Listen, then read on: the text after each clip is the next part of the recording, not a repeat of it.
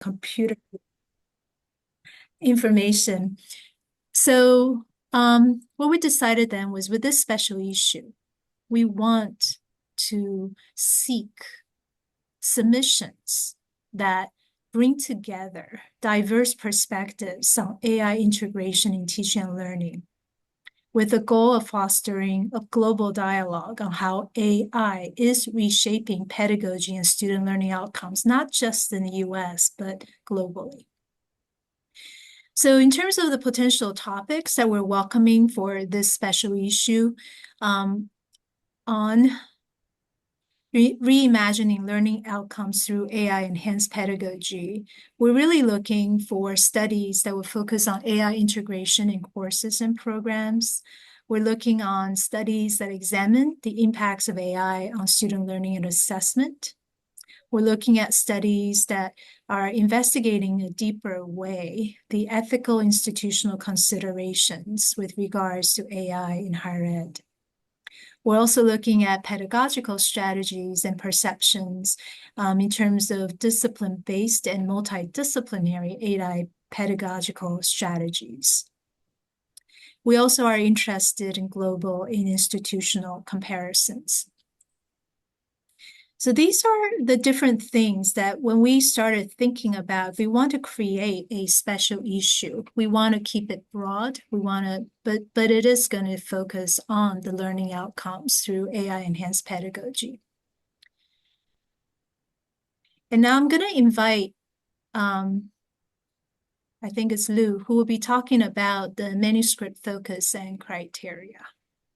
Yeah, thank you. So what's happening here? Just so you know, I am the usurper in the group. I am not a SOTL expert. That would be Greg and Aubrey. That is definitely their wheelhouse. And if you're like me and you have to kind of scratch your head and even think about what does SOTL stand for, right? Sorry, Milt. It is the Scholarship of Teaching. He smiled at me. The Scholarship of Teaching and Learning. And for years, I've been kind of poking around in this area and things like that. But at the end of the day, what really makes it Scholarship of Teaching and Learning is kind of a study where you're actually maybe having some data collected and things like that. I might be what you might call a master teacher, where I have an interesting idea and I read about it and I might want to follow up and try something out. But we're really trying to put up more of a research focus on this, and that's what kind of moves it into the Scholarship of Teaching and Learning. So the tricky thing with all the AI stuff that's going on is things are happening so quickly, and everybody's like, "Hey, I need idea." Yeah, but how do we then kind of put that in context of the Scholarship of Teaching and Learning? So now that it's been, let's see, November 30th of 2022 when this thing was released. That's when ChatGPT 3.5 came out. However long we've had since then, now folks are starting to think more about thinking about this as more of a study and moving forward with it. So you can do, as Aubrey said, we can do research, integration, and application. So specifically on the research end of things, what you might think about is, actually empirical studies on AI that do one of the following. We can address a gap in the literature. This is kind of the standard that Milt established way long time ago with the Scholarship of Teaching and Learning with this journal, is that, you look at the literature, there might be a gap. Hey, I want to try to answer this question.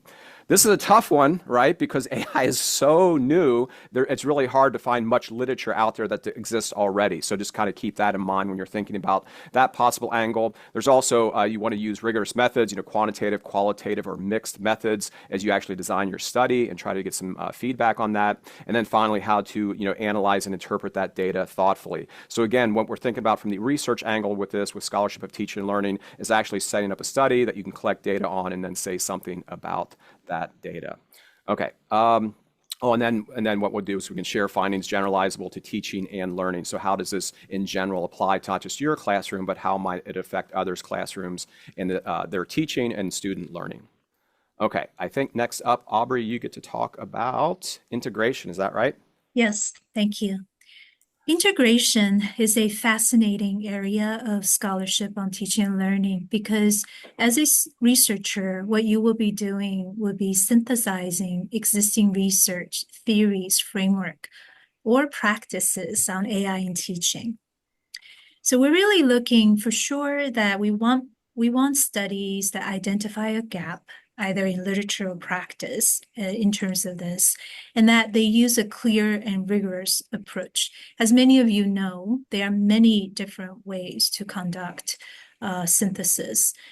So we're open to any type of synthesis. It could be narrative, it could be meta-analysis, it could be scoping, it could be rapid. But the key thing is that when you do these synthesis, you want to make sure that the readers will understand what is that clear and rigorous approach that you have used to share the way that you looked for these existing research theories and practices of AI on teaching. Because when you do this, using this kind of clear and rigorous approach, and then analyze what you have found and synthesize them thoughtfully, then what you're doing is you will be sharing insights that will eliminate new connections for the field. It will be so exciting if we can be able to generate some studies in this area that really will highlight to the rest of the world some of the newer ways that people are thinking about teaching and learning with AI. For those of you who might have questions, I just want to again reiterate that feel free to drop your questions in the chat. We will have a question and answer portion in the latter half of this presentation. So just drop your questions if you have them. So Lou had talked about research. I just went over the integration type of studies, and now let's talk about application. When you think about applications, these are type of studies. These are descriptions and assessments of exemplary practices in teaching with AI that should be informed by theory and literature. So typically we're thinking about people who are doing specific studies, maybe in their own discipline, maybe in their own course or with their department.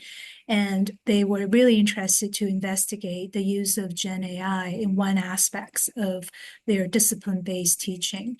And then they were able to conduct research by collecting perhaps student surveys or just some sort of survey information. And then they were then able, as they go through this writing process, able to share that by going through this description of assessments of the practices that they can confirm or challenge previous findings. So these are also another type of research that we will welcome. Although in general, I think we would love to see more of the research and integration type of studies.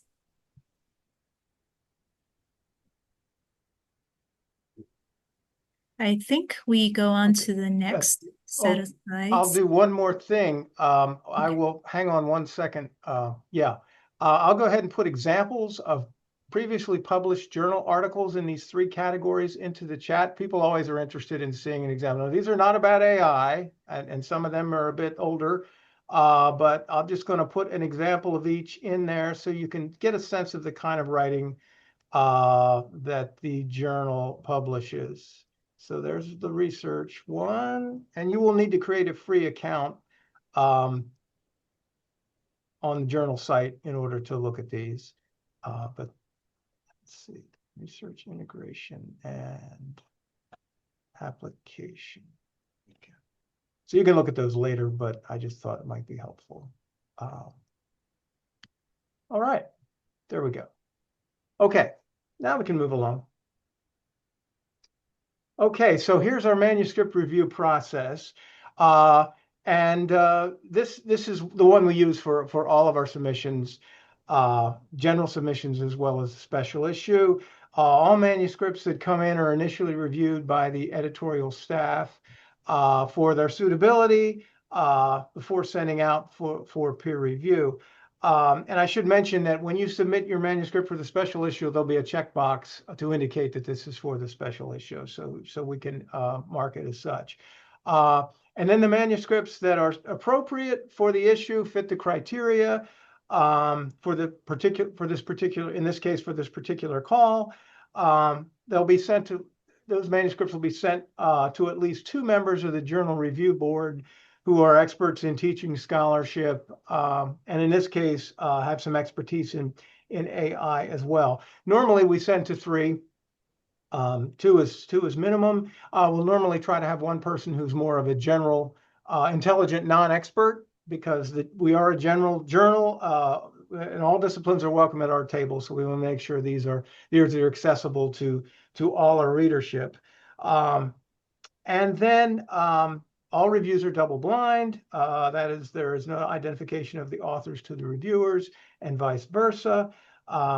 Reviewers are encouraged to write comments for the authors, and the authors receive that feedback. And our reviewers do, I must say, a fabulous job in providing caring, supportive feedback to authors. Then in terms of decisions, there's a range of decisions from accepting outright to rejecting outright because it's not suitable, or accepted with a request for revision. And I do want to emphasize here that the mission of this journal is to be developmental. And that's something that I think Milt would agree that was when it was founded, that was the intent. This is still a relatively young field, although there is a considerable body of knowledge that exists now over the past 35 years or so, has been established, but we are still very interested in developing and helping folks who are new to this discipline to move into it. And so the reviewers and the editorial staff take great care in providing what we feel is helpful and supportive feedback. And the idea is we do want to publish pieces. They need to fit the criteria and be up to the standards of excellent, high quality scholarship of teaching and learning. But we want to help authors meet those objectives if we possibly can. So we want to work with authors to do that. So I guess what I'm roundabout getting at saying is that the vast majority of our pieces are sent back with a request for revision in some form. And those that do, those authors who are able to accommodate the feedback that we consider important have an excellent chance of being accepted. All right, and then here's the next would be the timeline for the special issues. I know everyone's curious. Everyone knows the August 1st is the submission deadline. We will notify everyone of the status by the 15th, so within a couple weeks. Either this has not been sent out for review or it has been sent for review. Those pieces that are sent for review, authors should expect to hear back by September 21st.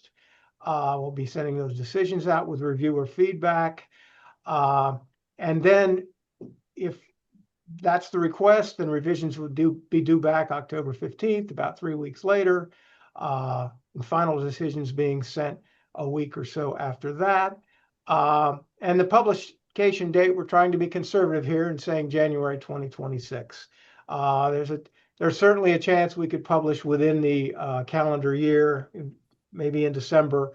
Depends on how quickly the final review process gets wrapped up and how quickly Claire and I can do the editing on the accepted pieces, and we can get it put together and published. But that's the framework we're working with. All right. All right, so now it is time for your questions. So we can either take those verbally if you want to come in off mute, or if you want to drop something in the chat. Happy to try to field any of the questions that you have.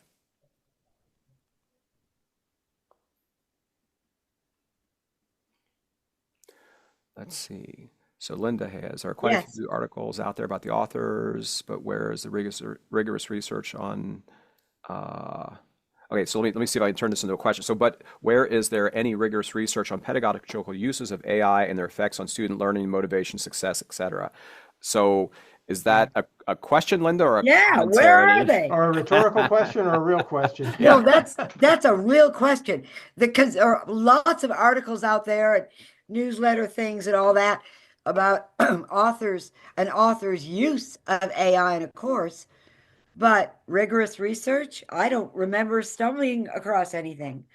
That's why we're doing the issue. I understand, but like, A gap in the literature? What literature? Yeah, that's very tricky. The only one that I'm vaguely aware of is there was a group at Harvard in the physics program that did a control group and a experimental group that actually did research with Oh, okay. using a chatbot, and that's probably they reported on that. I'm going to say, I mean, this stuff all gets compressed. Last year seems like 10 years ago with AI, but Yeah. they did report to that. But to your point, Linda, what's going on is there's just a lot of traffic out there with what I would call thought leaders on, I'm thinking about this and I'm thinking about this. Moloch does a lot of work in that area, and Mark Watkins writes really well on this stuff. But as far as like getting it down to SOTL, that's a much trickier thing. I do know Maha Bali. She's out in Cairo at the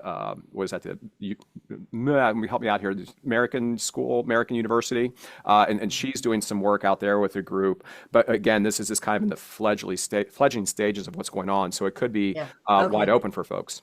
Okay. Okay. Yeah, I think that's right. It is kind of a pioneering issue. And now, obviously, if you're doing things in teaching and learning to improve student learning, for example, using AI to improve how students work in groups or something like that. Yeah. There's a sizable body of literature on working with students in groups. So that might be the base on which you would place Okay. your study. This has been done before, but not with AI, that kind of Right. thing. So, Okay. so what do we know, but how can AI add to that knowledge or improve that knowledge of how to help students learn in that way?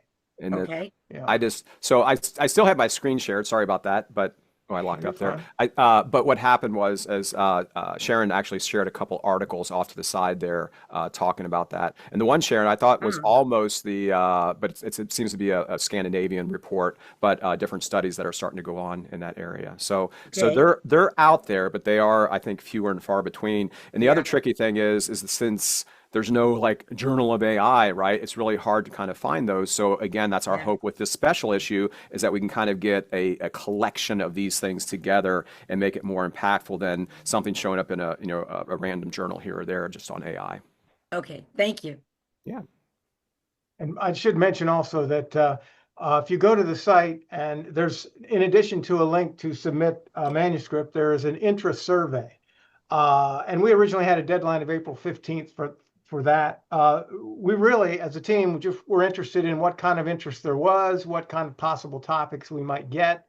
And we've gotten about 40, maybe 50 responses through the survey. And it's interesting the kinds of approaches that people are taking, and some of them are definitely doing things that are research type designs, from everything from basic classroom pedagogy to faculty learning communities and what they're doing with AI, to institutional approaches to things like writing across the curriculum. So it's been very interesting to see. You're not required to submit the interest survey at this point if you intend to submit a manuscript, but you're welcome to do it if you would like. Yeah, the field is really open for rigorous studies, and we also outlined 3 different types of rigorous studies, which in some ways expand the possibilities of what one can do in this area. We talked about research, we talked about integration, as well as application. So often, as you're thinking about submitting something, we're just asking you to try to look into our special issue call and take a look at what it is that we're really interested in. And then if you think about how you want to present this, I believe that you will have to select what type of submission it is at your end. So whether it's going to be a research, integration, or application type of submission. But there's a whole range of things that you can definitely explore. And there's that link in the chat again to the research submission categories. And we do use those to help get a sense of the type of piece it is, but especially when we're assigning reviewers, so that they know how to read this piece, what kind of criteria they should be looking for, so they can review it effectively and fairly. You'd look at it, you'd read a research designated piece differently than you'd read a integration piece, perhaps. So Yeah, I think Daisy has a question. She wrote, I'm conducting a research that I use ChatGPT to generate teaching material and deliver it to students before assessments. Does it align with what the journal expects? I think, I think based on what you're sharing, it really, what would drive this is whether you have identified a gap and whether you are using original data, and also what type of methodology are you using. So I feel like this could either be an application or a research study, but if you look again at what we had shared earlier, if it's going to be a research study, it's a completed empirical study. And you need to use quantitative, qualitative, mixed methods, research design, analyze, interpret the data, and that the finding will be generalizable beyond a specific discipline, to the field at large. If you're thinking about doing this more as an application, then you can describe the assessment or the practices that you're doing, but yet still link it to theory and literature, and then be able to share with us what is exactly that you're doing in that context. What you still will have to look into a little bit of the data also, and then, be able to help us understand what is that finding that's coming out of your study? What is it challenging? What is it confirming? And so that will be the differences between whether it's a research or an application study. Yeah, that's really good, Aubrey. I think the key thing is what learning outcomes were you looking for, and how did ChatGPT, how did you use it to help achieve those, and what was the result? Good. Greg, I think we have a question for you in the chat. Chad is asking about the manuscript process. Is that a rolling review, or is everything going to start on August 1st? They're going to pile up until August 1st? No, I think we can go ahead and start reviewing sooner than that. There's no reason why we can't. Obviously, we won't make any final decisions on what's going to be included in the issue until the deadline hits.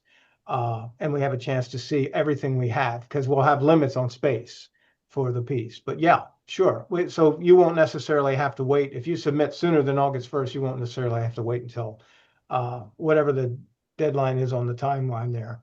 Awesome. I guess it would be, September 21st, right? So if you had something ready to go now, we wouldn't make you wait 6 months or 5 months or whatever to find out. Good question, though. Makes sense. Speaking of space, Greg, Sharon asks, is there any limit on figures or tables? Sharon, what do you mean by limit? Well, numbers of them, like what types, like you can have like one table, one figure. Oh yeah, absolutely. No, is there a limit, Greg? Well, okay, yeah, okay. But I thought you were asking if you could have both kinds. Yeah, absolutely. I mean, I think figures and tables can help actually economize in some ways. You don't have to use as much text necessarily and they're also can be more effective. No, I don't really think we have any numerical limits on the number of figures or tables that are included. If they serve a purpose and they present data in an effective way, then that's fine. Okay, and then now, as far as length, I think we do have general length requirements in the journal in the call. Pieces average, I think it's 4,000 to 5,000 words. But again, we're not within reason. We can be reasonable with that. I won't say as long as it takes, but because we have to be fair and we have space limits. But within that range, pieces within that range are fine, and that would include tables and figures and things. Okay, Greg. So another follow-up question from Sharon. Speaking of space, suppose you get all kinds of great submissions and they all don't fit in one journal. What are you going to do? Thank you for reminding me about that, because again, we don't want to turn away really good pieces.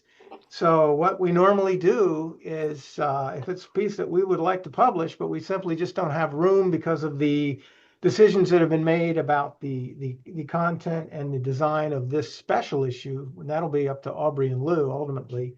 How we want to organize it, what we want to include, what themes we want to bring out, etc. Then we would offer you an opportunity to get published in a future issue. if you're interested in that. Awesome. Great. Yeah. Thank you for your question, Sharon. Anybody else? Questions either verbally or in the chat?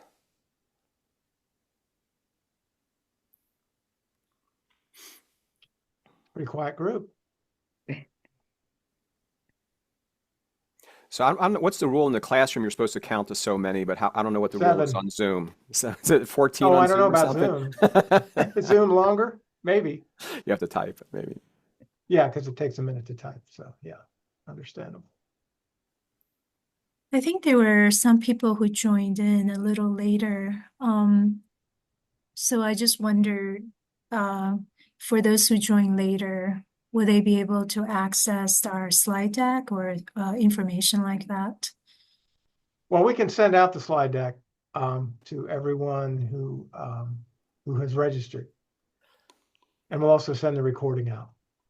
Okay, and Selma has a question. She's wondering about if there's any type of distribution as far as areas of discipline, specifically STEM, like what percentage of them might be STEM courses that would appear? That's up to you guys, right? The guest editors? Yeah. Well, it would be great to see a representation of different areas and disciplines. You know, STEM, humanities, But social sciences. Selma, to your point then, since he's throwing that back on us, there's no hard, like we have to have, one from each of the areas or something like that. There's no hard rule on that. And then, Greg, a question to you. Daisy's asking about the journal in general. Is August 1st, is that always No. a magical time of year? Nope, that's just for this special issue. That's the date we determined for it. We accept manuscripts on a rolling basis for general issues. Right. All year round. Great. Other questions? Will you send out the chat transcript to participants? Sure. So then you can set up your travel plans for the summer of where you might want to visit. Yeah, might be some great locations there. Got our vacation planned out. Awesome. Okay. I'll make a note of all these things. All right. Transcripts, PowerPoint. Let's see, I'm going to try to do this. Let's see. Okay, would studies on faculty using AI to improve their instruction be appropriate for this special issue, or is it to aim the student use of AI only? Aubrey, you can field that one probably. Scholarship of teaching and learning really focuses on both the teaching aspect as well as the learning aspect. But I think what we're trying to highlight is the sense of if it's focusing on faculty's use, then there has to be some outcome relating to the faculty that you're interested in and that you're able to build in empirical data if you're thinking about submitting it as a research study. But this could be a fascinating integration study where you're looking at around the world, how are faculty approaching teaching with AI, and really looking to see, for instance, the different guidance that's out there, the different frameworks that's out there, how do they, whether some countries or some groups are using a specific way of looking at this integration of AI into teaching or some others. So I think in the integration area, this kind of study would be fascinating personally for me. But I think if you're going to focus on, whether to turn this into an application, then again, you always want to figure out what gap are you addressing and how does it relate to existing theory and research?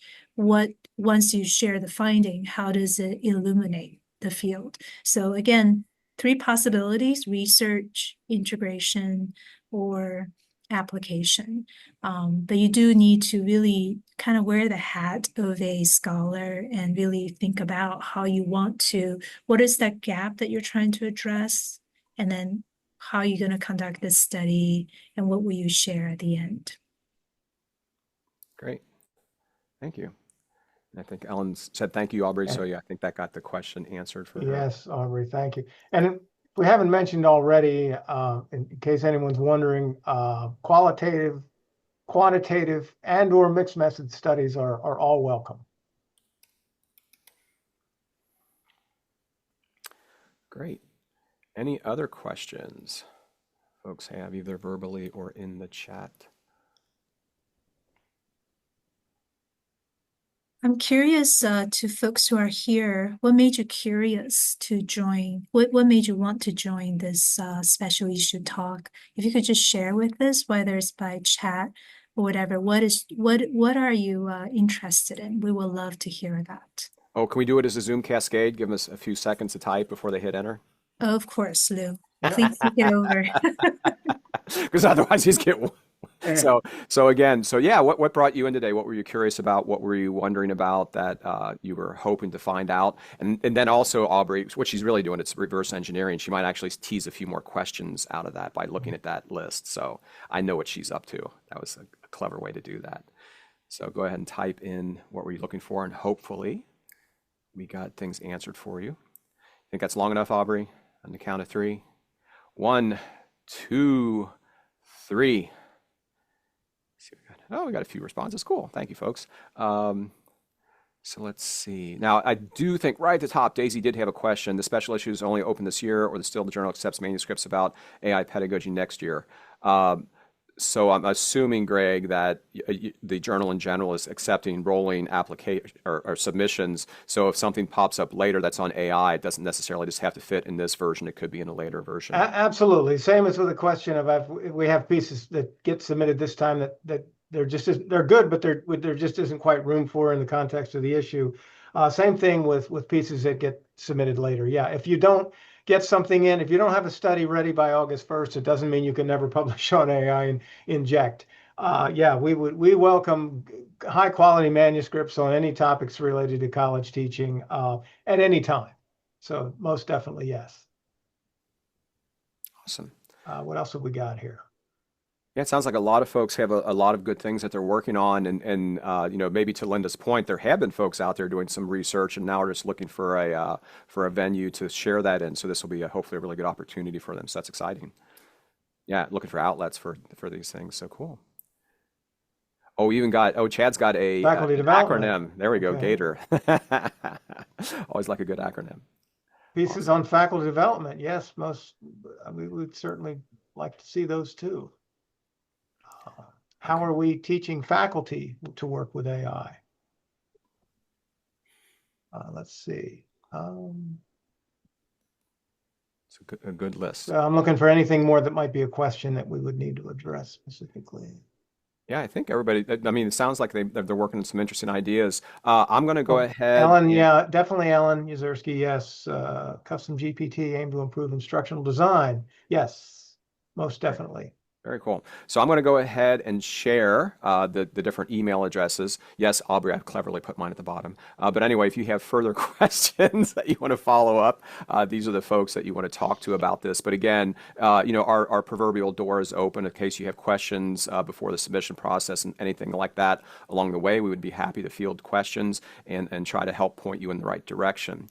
So if there are there any other questions for the good of the order? Because I think we're coming up on time here. Doing all good? Okay. Any words from Milt or Claire or any of our editors, former editors, lifetime editors? Well, I wish you all well. I think this is an excellent topic, and maybe, Greg, any possibilities for a double issue if you got lots of articles? Well, good question, Milt. I don't see why we wouldn't consider that. Yes. I mean, it would be a shame to, have to eliminate 2 or 3 really or more really good articles. So we're not necessarily confined. We don't publish in print anymore, so we're not necessarily confined to what the normal number of articles, which would be 7 or 8. We could include more than that. So Great. good thought. Yeah, I think Nice. we're open. Again, a lot of this is new territory for us in terms of what the content we're going to get. So, Right. and we're excited about it. So, And that's so, Paul, to your point about offering prep for this thing. That we knew kind of going into this that this was going to be, it's a little bit different than usual, right? Because AI was so brand new, and also for some folks, scholarship of teaching and learning. So trying to bridge those two things together so that the addressing AI in the sense of scholarship and teaching and learning makes sense for folks. We want to make sure to kind of try to bridge that gap for you. Now that said, Greg, Ellen has a question. Where are you getting all these reviewers for this session? Or for this? for the issue, issue where are we that getting you- our reviewers? Well, we have a stable of really fine reviewers, over 100 folks that review for us periodically. However, we would still be interested if someone's interested in reviewing, knows someone who would have some expertise and would like to recommend them. We'd certainly welcome hearing about them. And we could contact them and see if they might like to join us.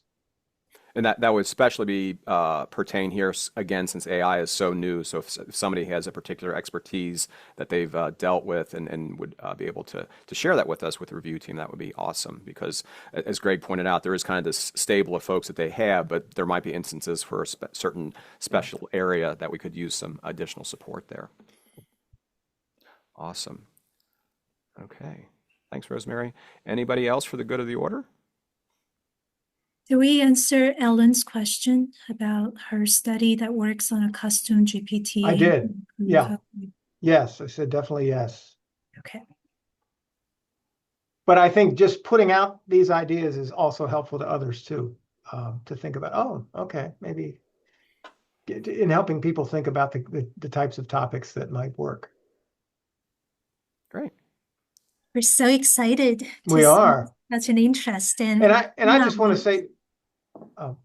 say, too, it's always a gas to work with guest editors. I've worked with Claire as a guest editor in the past, and Spencer Benson, who's here, who's been a former guest editor. You two guest edited the same issue, right? The one on mentoring. It's a great experience. I mean, we work here at the CTE, Center for Teaching Excellence here at Miami. We're really a small but mighty team, and part of that is the editorship of the journal. But it's wonderful to work with other folks who have interests and expertise, and spend some time getting to know them and learning from them and putting together an issue. So very exciting to do this sort of thing. Thank you, Greg. That was very generous, and I like being described as a gas. So that's a good. I appreciate that. That made me smile. Jumping jack flash, you bet. Mm-hmm. All righty. Well, Aubrey, any last words for the good of the order? No, we're just so glad that you're here. We hope we're helpful in providing some information and responses, and just cannot wait really for your submission. I think this is a world right now we really want to share all the good things that different people are doing with the rest of the field because we need it. Yes.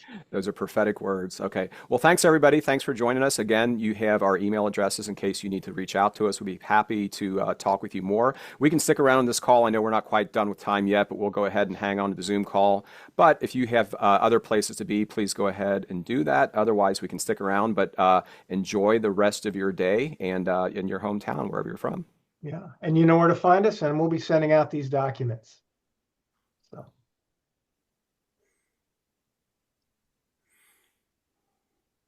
Bye-bye.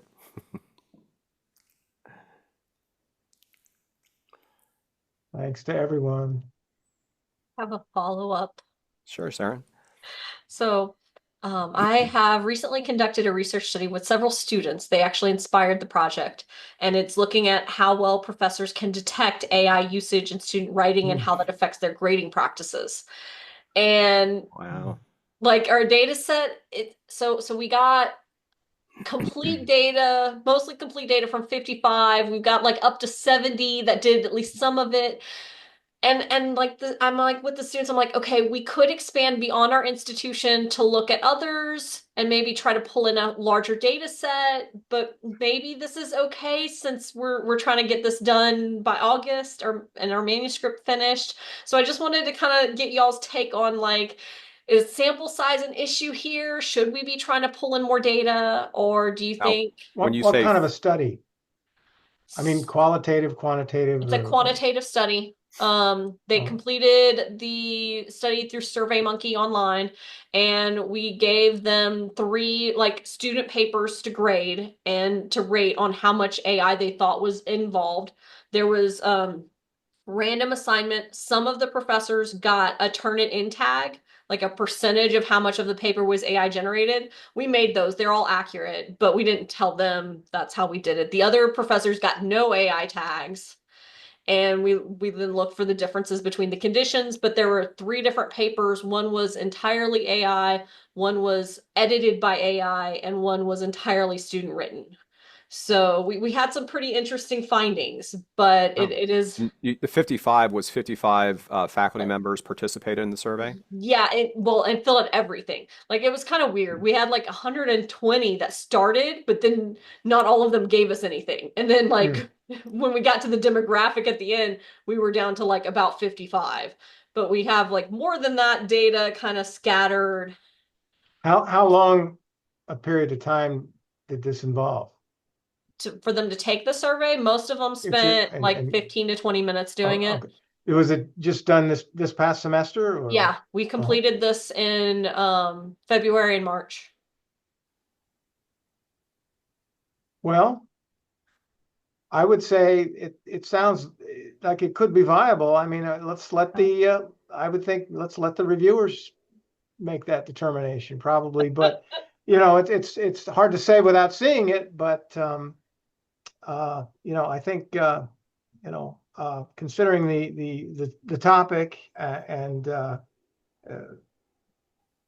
the time you've had to collect this data, basically, I think it might be worth taking a look at. Yeah. Ellen, I would, but I was always taught in stats not to do a power analysis after the data was already collected. Yeah. So that's a philosophical approach, right? I think that sometimes you can do a power analysis to decide if you need more data. Okay. Because yeah, we've got great findings. Like the findings, there are significant differences. It's not like we're lacking in significant findings. But it's just a matter of, are your effect sizes really big? Because they're your pretty sample decent is size, yeah. They're medium effect sizes, I would guess, just with that size of a sample. Yeah. It just depends on, what, if you're doing F tests or if you're, depending on what kind. ANOVAs for You're some doing of ANOVAs, it. yeah. Yeah. Yeah. So, because I mean, if you're not subdividing it into a lot of teeny little groups, No. right? So then you should have adequate statistical power. So I think that the power analysis actually is important to present in a manuscript because it demonstrates that like you have enough people, that the design is robust and you can, so that's exciting, I think. Yeah. But and then the representativeness too is something we're all over. speak Lots to. of different disciplines, lots of different age groups from those that did complete the demographic information. I have to say, at my institution, quite a few of the faculty are kind of skeptical of research like this, and they're like, could being part of this ever come back to bite me? And I think some of them kind of opted out after they had started because they got worried. Sometimes faculty aren't ready to hold a mirror up. Right. So yeah. No, it sounds exciting. I would be excited to review a paper like that. Yes, thank you very much, Ellen, for that feedback. And I think it'll be interesting to understand what kind of conclusion are you drawing regarding ethical considerations for AI use, in this case, when the work is generated by different proportion of generated by AI. What does that mean really in this whole area of ethical considerations? Because then it would make the study more generalizable. Absolutely. Yeah. Definitely got to get the good implications section. Right. Yeah, that's very important for the journal, with our general readership. Yeah. Absolutely. Thank you all so much for your time. Thank you. Thank you.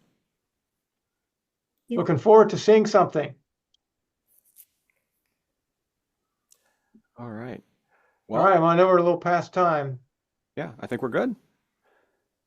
So thanks, everybody. I think folks appreciated it and had a good turnout. So that was nice. To see. Yeah, I just want to stay on and just say, Aubrey and Lou, so nice to meet you. I'm Ellen. Hi. Nice to meet you, Ellen. Hi. And Greg, you are still recording, just in case you don't want the floor sweepings here. So. Okay. I will stuff. to I've never record. heard my words described as floor sweeping. Well, No, I'm the totally things at messing the with end, you. I mean, I'm I don't know messing what. with you. It's all good. Well, No, I it was was described really as a fun. gas, so there you go. There you go.